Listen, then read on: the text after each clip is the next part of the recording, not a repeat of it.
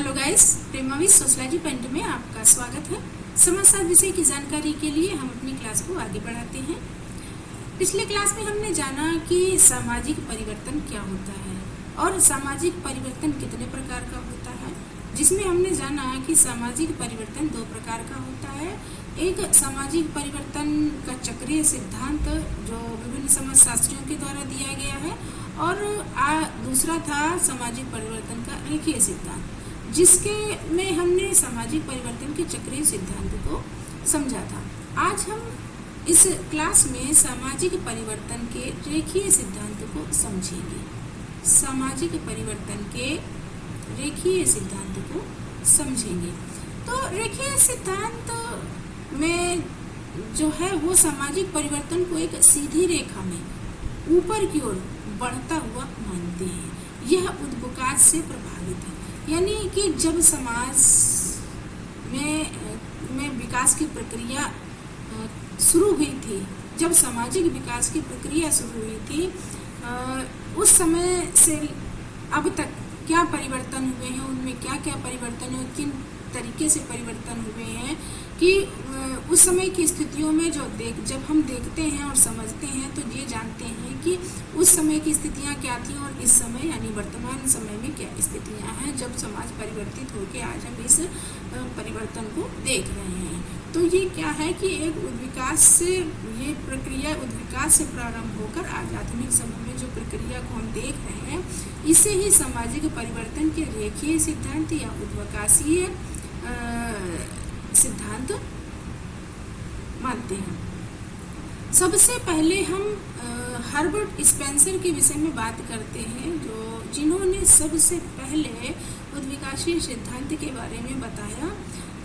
जो उनका उद्विकासीय सिद्धांत था हर्बर्ट स्पेंसर का, चार्ल्स डार्विन से प्रेरित होकर उन्होंने ये सिद्धांत दिया था कि जिस प्रकार से समाज में एक सरलता से जटिलता का क्रम बनता है, चार्ल्स डार्विन ने बताया था कि जिस प्रकार समाज में सरलता से जटिलता का क्रम बनता है, उन्होंने जो अपनी अवधारणा दी थी उसी से प्रेरित होकर हर्बर्ट स्पेंसर ने दी। और हर्बर्ट स्पेंसर कहते हैं कि समाज में भी सरलता से जटिलता का क्रम बनता है, अर्थात जो समाज की पहले की स्थितियां थी वो बहुत ही सरल थी और उसमें इतनी जटिलता नहीं थी, किंतु जो आधुनिक समय है, आधुनिक समय जो आया है वो परिवर्तन होते हुए आया है और ये परिवर्तन बहुत ही जटिल प्रक्रिया के दौर से गुजरा है।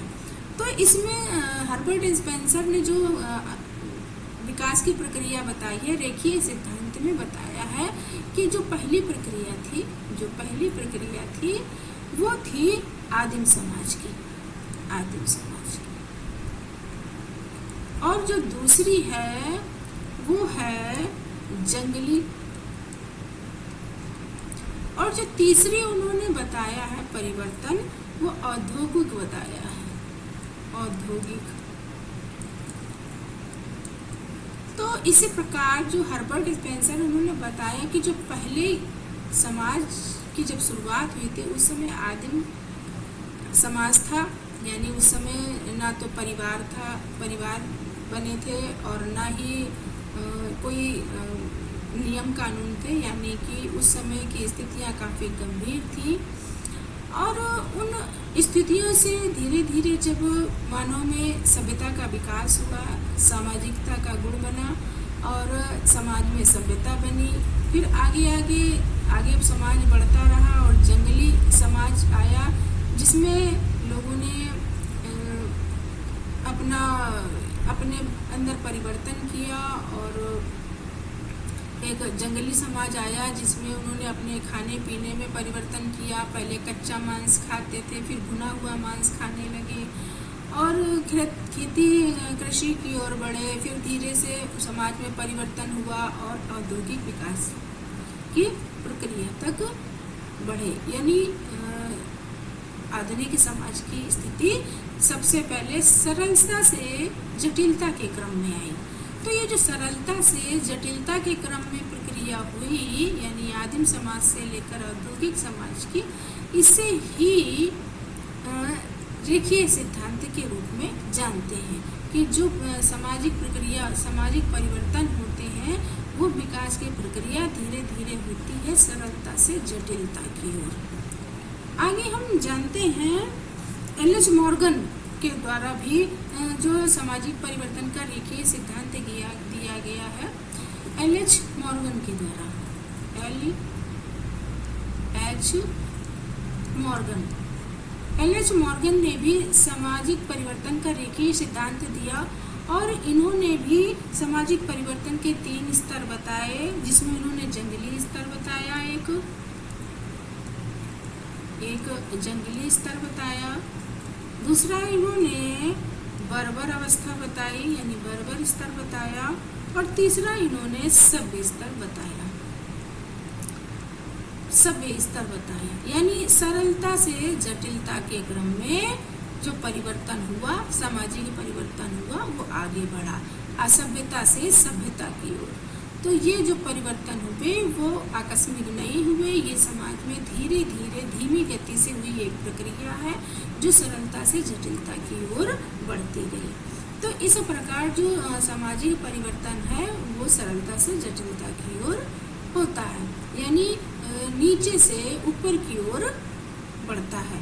ये सरलता से जटिलता का क्रम सीधी रेखा में भी हो सकता है, या यूं कह लें कि जो विकास की प्रक्रिया है ये ऊपर की ओर भी जाती है, ऊपर की ओर जाती है।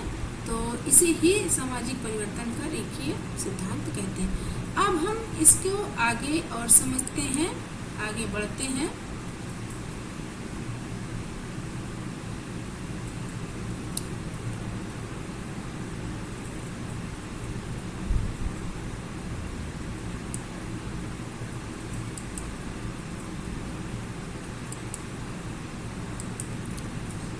जानते हैं अगस्ट कॉम्ट के सिद्धांत को। सामाजिक परिवर्तन के रेखीय सिद्धांत में अगस्ट कॉम्ट को विशेष स्थान प्राप्त है।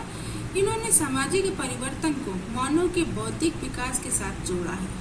इन्होंने सामाजिक परिवर्तन को मानव के बौद्धिक विकास के साथ जोड़ा है और बताया है कि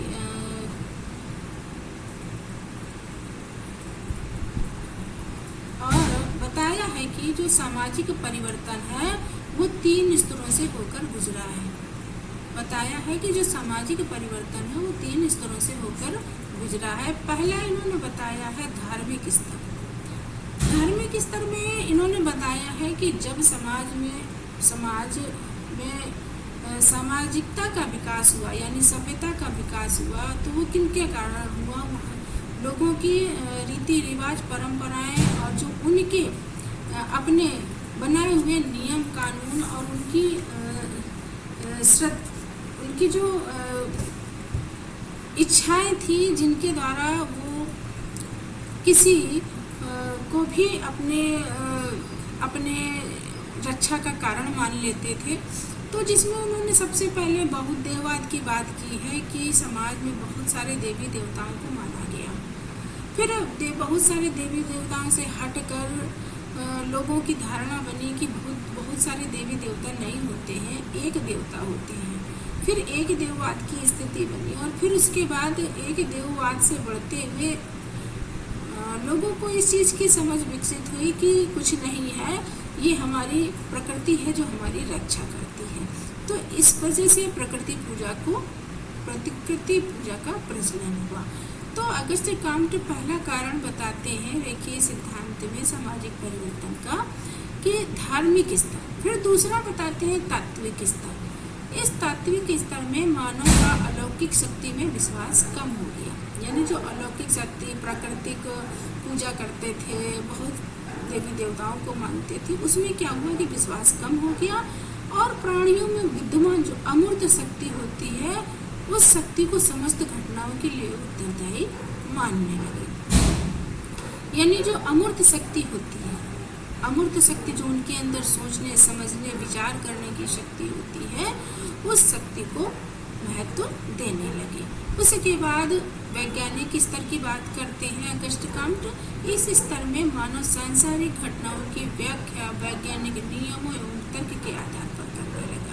यानी जो भी समाज में घटना घटित होती थी उसके पीछे मानव क्या करता था, तर्क लगाने लगा, उसके पीछे का कारण जानने लगा और अपने वैज्ञानिक दृष्टिकोण को अपनाने लगा। इस प्रकार अगस्ट कॉम्टे ने क्या किया कि 3 स्तर बताए, सामाजिक परिवर्तन के 3 स्तर बताए और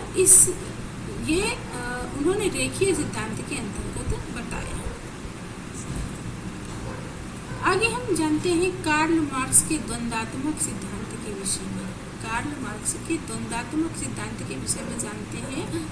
इन्होंने भी बताया कि जो विकास की प्रक्रिया है वो सरलता से जटिलता के क्रम में आगे बढ़ती है, यानी रेखीय रूप में बढ़ती रहती है आगे की ओर। मार्क्स ने सामाजिक परिवर्तन का जो सिद्धांत दिया है, आर्थिक निर्धारणवाद का सिद्धांत दिया है। जो इनका ये सिद्धांत है वो समाज में बहुत माना गया, इसको बहुत ही प्रधानता दी गई।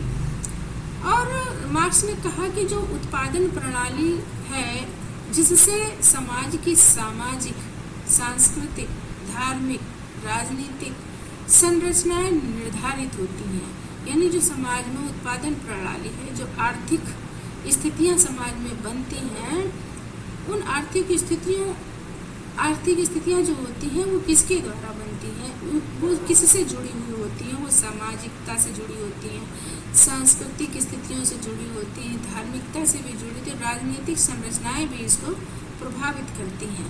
तो उत्पादन प्रणाली स्थिर नहीं रहती, जब इसमें परिवर्तन आता है तो सारे समाज में परिवर्तन आता है। जब उन्होंने उदाहरण देकर एक बात ये कही कि जब हाथ की चक्की थी तो दूसरे प्रकार का समाज था, आज मशीनों से उत्पादन होता है तो एक भिन्न प्रकार का समाज है।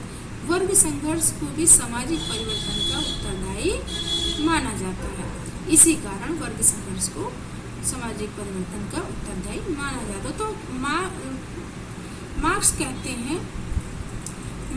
कहते हैं कि जो पहले की स्थितियाँ थी, यानी पहले लोग चक्की में जो चक्की का इस्तेमाल करते थे अपने आर्थिक अपनी ज़रूरत को पूरी करने के लिए, किंतु जब मशीनों का यानी उपकरणों का आविष्कार हुआ तो जो परिवर्तन हुआ तीव्र गति से हुआ परिवर्तन, और जो उत्पादन हुआ वो उसमें भी बढ़ोतरी हुई।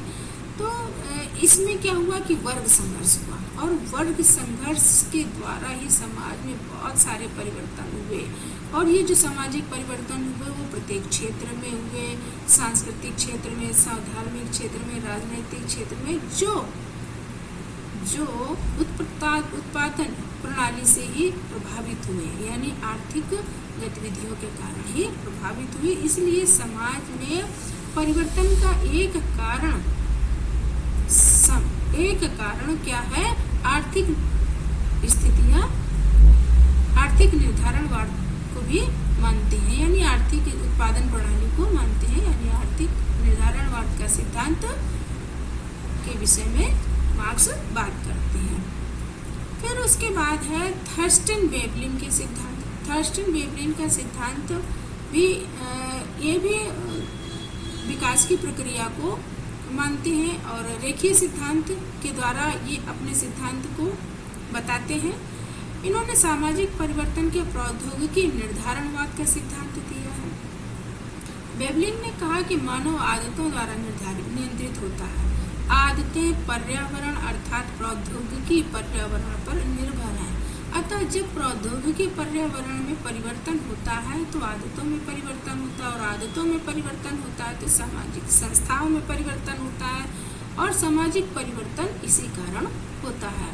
तो थर्स्टन वेवलिन भी कहते हैं कि जब प्रौद्योगिकी में परिवर्तन होता है, यानी कि जो उत्पादन की स्थितियों में परिवर्तन, उत्पादन के साधनों में परिवर्तन होता है, उत्पादन के संसाधनों में परिवर्तन होता है, तो जो उत्पादन की प्रक्रिया होती है वो भी परिवर्तित होती है।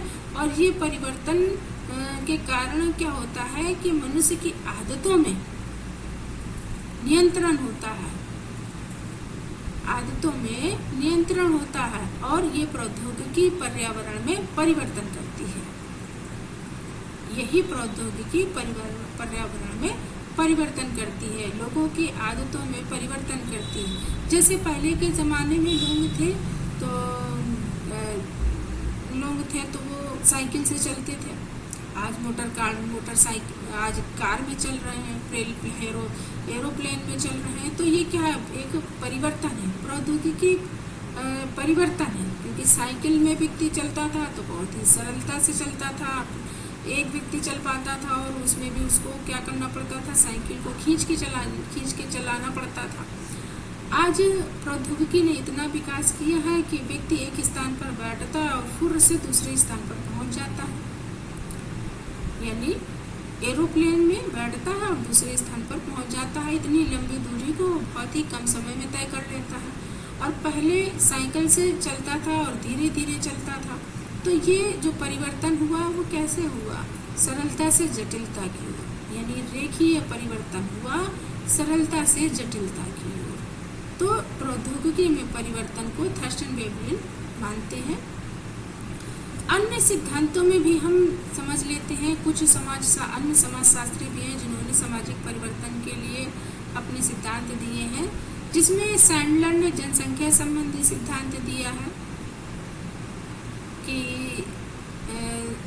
जनसंख्या परिवर्तन से समाज में बहुत सारे परिवर्तन होते हैं। जब जनसंख्या बढ़ती है तो प्राकृतिक आपदाएं होती हैं, प्राकृतिक आपदाओं से जनसंख्या नियंत्रित होती है। और मैक्स वेबर ने धर्म में परिवर्तन को सामाजिक परिवर्तन का आधार माना है, यानी जो उनके नैतिक धर्म है, नैतिक है, जो जिससे वो अपनी आस्था रखते हैं जिन चीज़ों में, उनमें क्या होता है, निरंतर परिवर्तन होते रहते हैं।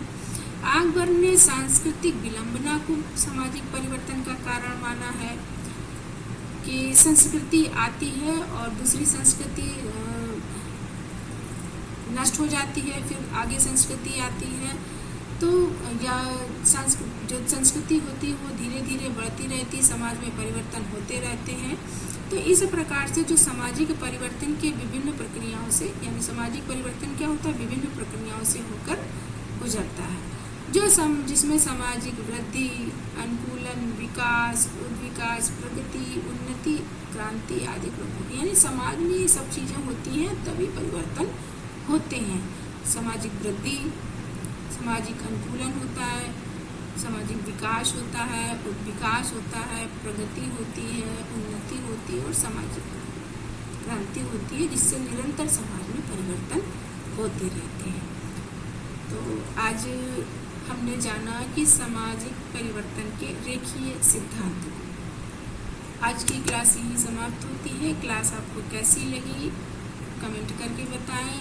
वीडियो को लाइक, शेयर, सब्सक्राइब करें। यदि आप सब्सक्राइब करेंगे तो मुझे मोटिवेशन मिलेगा और मैं आप तक समाजशास्त्र से संबंधित महत्वपूर्ण जानकारियाँ देती रहूँगी। Thanks for watching.